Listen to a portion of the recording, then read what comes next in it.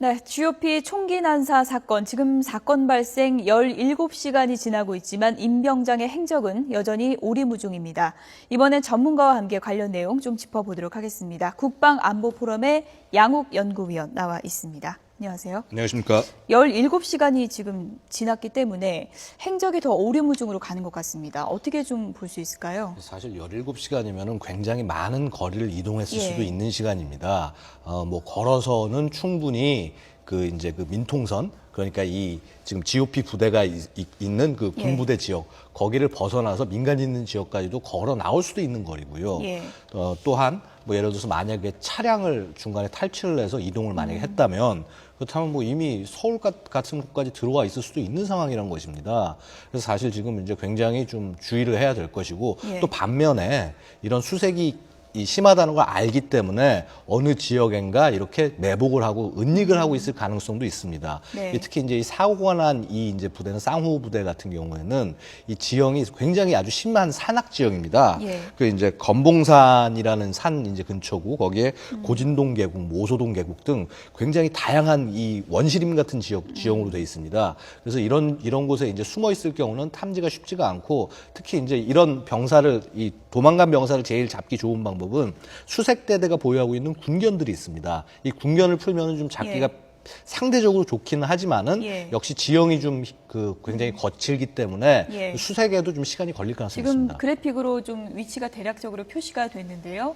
지금 부대를 이제 기점으로 보면은 위쪽으로는 이제 철책이 있는 거고요. 그렇습니다. 동쪽으로는 이제 바다가 또 있고요. 그렇습니다. 말씀하신 대로 이제 산악 지형이기 때문에 외부로 연결되는 이제 도로나 통로가 그다지 많지 않다고 지금 알려지고 있습니다. 때문에 그렇습니다. 이제 어딘가에 매복해 있을 가능성, 그 가능성이 이제 높다고 보시는 거죠. 그럴 가능성도 있다는 것입니다. 이미 뭐 차량을 통해서 빠져나갔을 가능성도 있는데 사실 이 무장 군탈의 경우는 대부분의 경우는 다 어떤 개인적인 문제들 때문에 이런 일들이 일어나기 때문에 예를 들어서 여자친구가 불화가 있다거나 집안에 어떤 불화가 있다거나 해서 그 지역으로 찾아가려는 습성들이 있습니다. 그래서 여태까지 이제 무장군탈 사례를 보면은 대부분 어떤 이제 뭐 택시를 중간에 멈추게 한다거나 혹은 그 현지 그 민통선 안에 살고 있는 지역 주민을 협박을 해서 그 차량을 이용한다거나 해서 뭐 서울이나 기타 도심 지역으로 들어온 사례들이 굉장히 많았습니다. 그래서 이런 부분을 주의해야 할 것이고 또 저희가 이제 또 하나 주의해야 될 것이 그 이제 그 1986년도에 보면은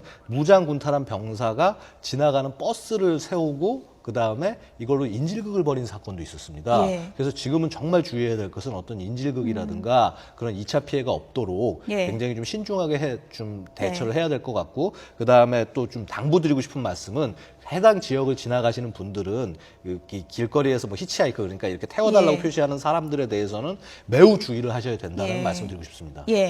지금 알려진 내용을 가지고요. 이제 사건을 좀 재구성을 해본다고 하면요.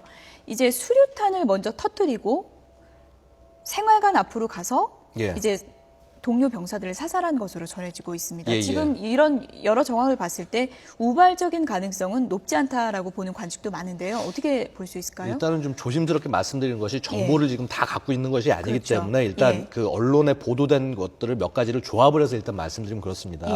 이 밖에서 이제 그 주간 근무를 마치고 들어와서 복귀를 하는 과정에서 이제 보통 이 근무를 나갈 때 총알과 수류탄을 받았기 때문에 생활관으로 들어가기 전에 소추로 들어가기 전에 이걸 반납을 하고 들어갑니다. 그래서 결국은 인원들이 모여 있는 시기는 이렇게 모여서 이 탄환을 반납하는 시기에 모여 있습니다. 그래서 이제 탄알집을 제거를 하고 뭐 재장전하면서 확인을 하면서 약실을 확인을 하면서 할 때 병사들이 모여 있는데 만약에 수류탄을 던지고 10발 정도만 쐈는데 이런 피해가 났다고 한다면은 그렇게 그 약실 검사를 하고 있는 거기에 수류탄을 던져서 일단 피해를 낸 다음에 그 탄환을 가지고 나머지 있는 인원들을 뭐 확인 사살하거나 조준 사살하거나 이런 식의 공격을 했을 가능성이 있다라는 것입니다. 그다음에 그렇다면 이것은 굉장히 사전에 준비를 치밀히 했다는 얘기고요. 또 이 공격을 한 시점도 봐야 됩니다. 이 시점 자체가 토요일 저녁이었습니다. 이 사실 이제 GOP는 일요일도 없고 토요일도 없습니다. 특히 병사들 같은 경우는 면회도 안 되고 외박도 안 되고 그러지만은 이 이제 그 소대장이 소대장이나 중대장 같은 경우는 주말에 잠깐 어떤 그런 시간을 내서 어떤 자기 집으로 간다든가 하는 일을 할 수가 있습니다. 예. 그래서 상대적으로 이런 어떤 이 지휘관, 현장 지휘관들이 자리를 비웠을 시간을 노려서 공격을 했다라고 하는 점. 그다음에 그래서 대응이 힘들 수밖에 없는 상황이겠죠. 예. 그다음에 거기서 약실 검사를 하고 있던 그 인원들은 사실은 이 병사가 도망갔을 때 자기를 쫓아올 수 있는 사람들인 겁니다. 예. 그래서 그런 의미에서 이런 사람들을 여기에 대해서 총격을 가했을 수도 있다라고 보기 때문에 예. 그래서 여러 가지 정황으로 봤을 때는 뭐 이런 어떤 이 극단적인 결단을 하게 된 것은 충동적일지 몰라도 예. 이런 행위 하나하나 자체는 예. 매우 전술적으로 고려를 하고 아주 고의성이 있고 준비를 예. 치밀하게 한 것이다. 이렇게 볼 여지도 있겠습니다. 만약 준비를 치밀하게 한 경우라고 한다면요. 도주까지도 미리 예상을 해놨을 가능성도 있지 않겠습니까? 충분히 그렇습니다. 예를 예. 들어서 자신을 쫓아올 수 있는 분대원들을 전부 무력화를 시켰다는 점. 네. 그렇게 할 정도까지라면 자신의 도주 루트나 이런 것들을 생각하고 행동을 할 수 있다는 것입니다. 예. 근데 그 도주 루트가 남쪽인지 혹은 월북을 하는 것인지 혹은 거기에 숨는 것인지에 대해서는 좀 더 지켜봐야 될 것 같습니다. 네. 많은 분들이 예견됐던 일 아니냐 하는 부분이 바로 관심병사로 이제 분류됐던 점을 이제 예로 드는데요. 관심병사로 분류됐다는 건 어떻게 받아들여야 되나요? 이런 사고가 좀 뭐 예견된 일이 아니냐 이렇게까지 얘기할 수 있는 건가요?